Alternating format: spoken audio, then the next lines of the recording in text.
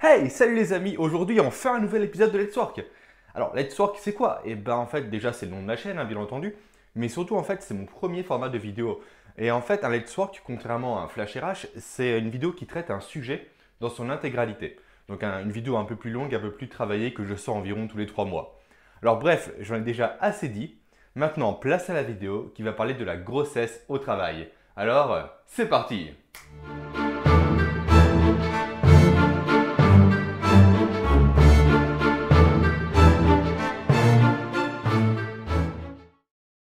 Donc aujourd'hui, un épisode spécial dédié à la femme. Ah non, non, ça, c'est pas une femme. Hein? Mais comment ça, je suis pas une femme? Ah, voilà, donc la femme. T'es sérieux là? Donc je disais la femme, être étrange issue de la pomme d'Adam. Non, mais on n'était pas censé parler de la grossesse à la base. Ah si, pardon. Alors la grossesse. La grossesse commence par la conception. Le moment où l'homme et la femme on va peut-être pas s'enlacent parler des avec câlins là, non? sensualité. Bon ok, on va passer l'étape. Aujourd'hui tu es une femme, tu es épanouie et active, tu as la trentaine et hier tu as annoncé à ton homme... Chérie, tu vas être papa?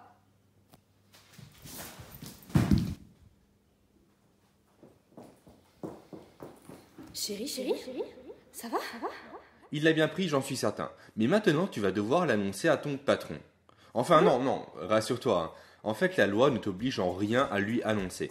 Ta seule obligation est de le prévenir juste avant ton congé maternité. Heureusement. Mais pourtant je te conseille quand même personnellement de lui annoncer au plus vite. De quoi? Oui, t'as bien entendu, et ça en fait pour deux raisons. Déjà parce qu'en fait la grossesse, clairement ça va se remarquer, au bout de quelques mois ton ventre va légèrement s'arrondir, et ensuite car tant que ton responsable n'est pas au courant, eh ben tu ne pourras pas bénéficier de tes avantages. Mes avantages? Oui, quand tu es enceinte, tu as le droit à certains avantages au niveau professionnel. Mais ça, on va en parler un peu plus tard. Ok, alors c'est bien tout ça, mais moi comment je lui annonce là maintenant? Calme-toi. Donc, en fait, avant de lui annoncer, je te conseille déjà d'attendre au minimum 3 mois. 3 mois? 3 mois. 3 mois. Oui, 3 mois, car c'est à partir de 3 mois que les risques de fausses couches diminuent fortement. Alors ok, je sais, c'est pas forcément très joyeux de parler de ça, mais il faut que tu en aies conscience. Car l'annoncer à toute ta boîte et faire une fausse couche peut être très compliqué à vivre Oui, pour toi. oui, bien sûr. Bon, maintenant les 3 mois sont passés et voilà le temps de l'annonce. Et la loi ne prévoit rien de particulier. C'est à toi de décider comment tu veux lui dire. Mon seul conseil, et j'insiste réellement dessus, c'est que tu l'annonces en premier à ton responsable, avant d'en parler à tes collègues. Bah, pourquoi? En fait, histoire d'éviter qu'ils ne l'apprennent de la bouche d'une autre personne, car clairement, ça ne le ferait pas trop. Ok, oui c'est vrai. Et donc, comme je te le disais, pour l'annonce, la loi ne prévoit rien de spécial. Mais je vais quand même te donner mon conseil. Selon moi, tu devrais suivre la démarche suivante. Tu commences par demander un rendez-vous physique à ton employeur. Rendez-vous pendant lequel tu vas donc en fait lui annoncer ta grossesse et lui remettre un certificat médical qui en atteste. Et qui précise également la date présumée de ton accouchement, ainsi que les dates hypothétiques de ton congé maternité. Ah, d'ailleurs, en parlant du congé mat...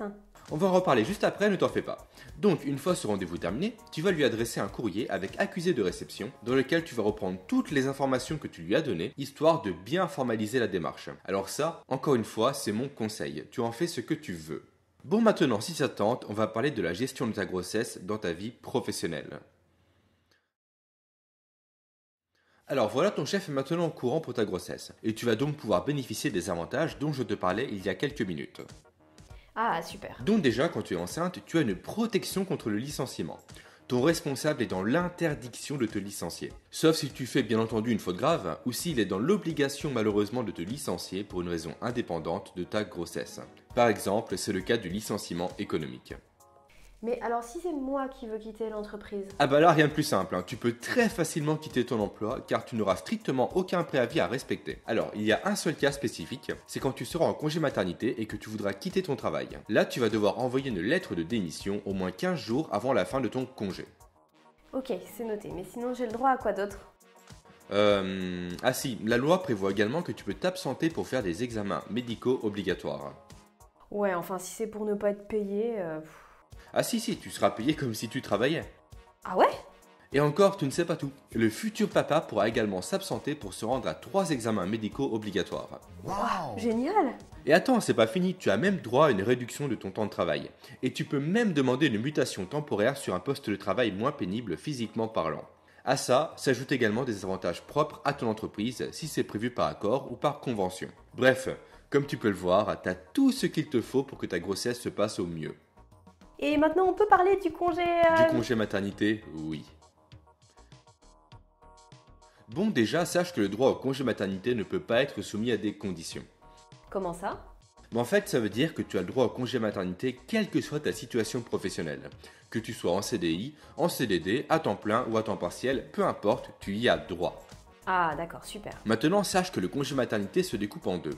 Tu as une période prénatale et une période post-natale.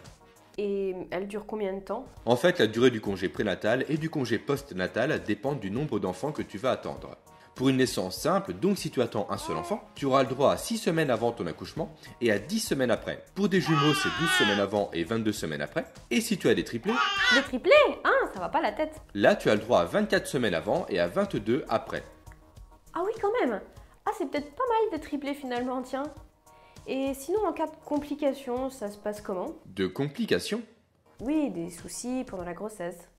Ah ok, d'accord. Alors, on va déjà commencer par la naissance prématurée. Si tu accouches pendant ton congé prénatal, tous les jours dont tu n'as pas pu bénéficier se rajoutent à ton congé post-natal. Et si tu accouches avant même le début de ton congé prénatal, la durée de ton congé maternité sera augmentée du nombre de jours qui séparent ton accouchement et la date initialement prévue pour le début de ton congé.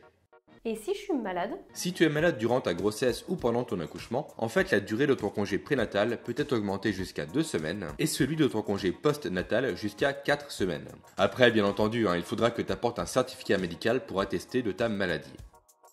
Ok, bon bah merci pour toutes ces infos sur le congé parental. Et du coup, Maternité. est-ce que... Hein? Bah en fait je t'ai parlé du congé maternité, pas du congé parental. Ce sont deux choses totalement différentes. Ah bon?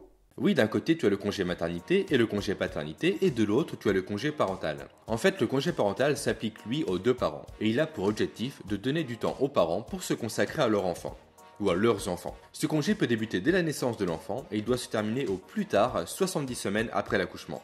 70 semaines? Ouais, 70 semaines. Donc 70 semaines à être payé pour s'occuper de son enfant. Attends, si tu veux parler du salaire, on va commencer par le début. Quand tu seras en congé maternité ou en congé parental, en fait ton contrat de travail va être suspendu, donc tu n'auras pas de salaire. Ah bon? Mais des indemnités journalières versées par ton assurance maladie. Ah ouf. Et du coup, je vais toucher combien alors? Alors ça c'est compliqué parce qu'en fait le montant de l'indemnisation varie d'une femme à l'autre. Il dépend directement des salaires perçus durant les mois précédant la grossesse. Alors, histoire d'éviter de complexifier les choses, juste en bas en description je te mets le lien vers un simulateur. Et pour terminer sur les congés, sache que depuis 2014 ton congé maternité est pris en compte dans le calcul de ta retraite. Ok. Mais alors du coup, je suis un petit peu inquiète. Comment ça va se passer pour mon retour au travail? Avant de t'expliquer ça, je vais te donner un petit conseil. Demande un entretien de retour à ton responsable. Comment ça? Alors personnellement, je trouve que c'est intéressant de voir ton responsable, on va dire 1 à 2 semaines avant ton retour, afin de préparer au mieux ton arrivée. Alors déjà, ça va te permettre de le revoir, d'échanger avec lui, voir un peu comment évolue l'entreprise, et également, donc, comme j'ai pu te le dire, préparer ton jour de retour. Plutôt que d'arriver comme ça, comme une fleur, le jour J, sans savoir quoi faire. Mais alors du coup, si tu me dis tout ça, c'est parce que je vais retrouver mon travail, mon poste. Ouais, bien sûr, en fait, à ton retour de congé maternité ou parental, ton employeur est dans l'obligation de te redonner la place que tu avais dans l'entreprise au moment où tu l'as quitté. Ou au pire, à te donner un emploi équivalent avec la même rémunération. C'est ce que la loi appelle le droit à la protection de l'emploi. Super. Également, à ton retour, sache que tu vas devoir passer sous 8 jours une petite visite médicale afin de t'assurer que tu peux bien reprendre ton travail. Et si je veux... Reprendre ton travail à temps partiel ? Ouais. C'est assez simple. Tu auras le droit à ce qui est appelé le congé parental d'éducation à temps partiel. Ton chéri et toi peuvent le demander. Ce congé à temps partiel va te permettre de travailler tout en t'occupant de ton ou de tes enfants en parallèle. Un genre de mi-temps si tu préfères, avec une présence en entreprise d'au minimum 16 heures par semaine à respecter. Ok, intéressant. Et comment ça se passe? Pour en faire la demande, tu as juste à faire un courrier en recommandé à ton responsable qui n'est pas en droit de s'opposer à ta demande. Ah ok, mais alors du coup niveau salaire ça dit quoi? En fait, comme pour un mi-temps normal, tu seras payé en fonction de ton temps de présence dans l'entreprise. D'accord. Bon, je pense qu'on a fait le tour de toutes tes questions. Mhm. Alors tu sais ce qu'il te reste à dire? Merci. Et Abonne-toi à la chaîne, partage la vidéo, aime la vidéo. super, et enfin? Bah je sais pas, abonne-toi à Let's Work. Bon, dis au revoir maintenant. Ah bah au revoir.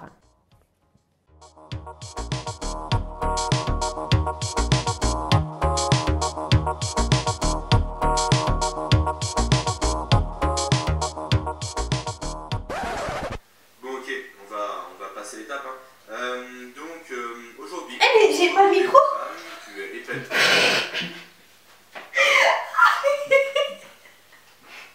J'ai chaud.